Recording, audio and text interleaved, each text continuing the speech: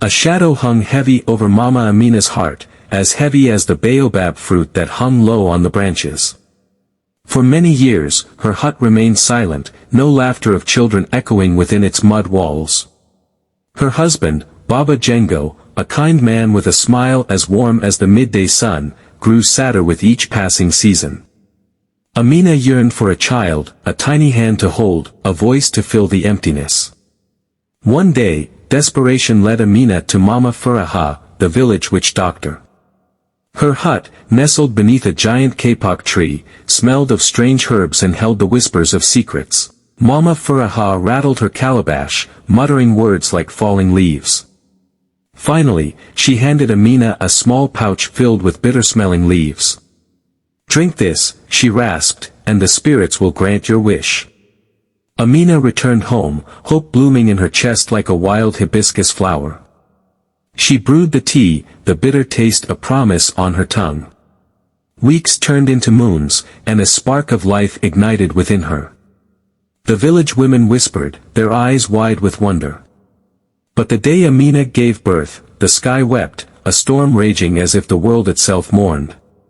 The baby, named Asha, was unlike any child the village had seen. Her eyes, the color of storm clouds, held an unsettling glint. As she grew, an unsettling quiet surrounded her. Unlike other children, she didn't laugh or play. A strange chill seemed to follow her wherever she went. One day, a group of boys, fueled by childish taunts, threw stones at Asha. The next morning, they were found lifeless, their faces contorted in silent screams. Fear, cold and sharp, pierced the heart of the village. Whispers turned into accusations, pointing towards Asha.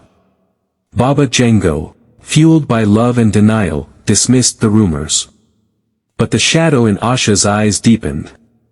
One fateful night, a scream ripped through the village. Baba Django was found lifeless, his strong neck marked by long, thin scratches. Amina, cradling his cold body, felt not grief, but a chilling emptiness in Asha's eyes. The village plunged into chaos. Anyone who dared to speak against Asha, anyone who questioned her, met with a similar fate. Amina, blinded by a mother's love, refused to see the truth. Yet, a seed of doubt began to sprout in her heart. One moonlit night, a wizened old priest, his face etched with the wisdom of 1,000 stories, arrived in the village. Amina, her spirit broken, sought his counsel. He listened to her tale, his eyes filled with a knowing sadness. "Mama Amina," he spoke, his voice a low rumble, "you did not give birth to a child. Mama Faraha, in her attempt to answer your prayers, opened a door to the spirit world. What dwells within Asha is not flesh and blood, but a vengeful spirit." Amina's world shattered. The emptiness beside her wasn't just the absence of a child, it was the absence of a soul. The priest, with words woven from ancient magic, performed a ritual. The air crackled, filled with unseen struggles. A chilling scream, not human, tore through the night sky. When the dust settled, Asha was gone. Amina was left with a gaping hole in her heart, a painful emptiness that no child could fill. But the village, once shrouded in fear, began to breathe again. The laughter of children returned, a melody sweeter than any bird song. Amina, every night under the starlit sky, would gaze at the silhouette of the baobab tree, a silent promise etched on her heart. She would honor Baba Django's memory, not with a child who never was, but by nurturing the life that remained in the village. Life, however, has a way of finding its own path. Years later, a young girl named Zahara arrived in the village. Orphaned by a lion attack, she carried a quiet strength in her eyes, a strength that mirrored the baobab tree. Amina took Zahara in, showering her with the love she once longed to give Asha. Zahara, unlike Asha, thrived in the village.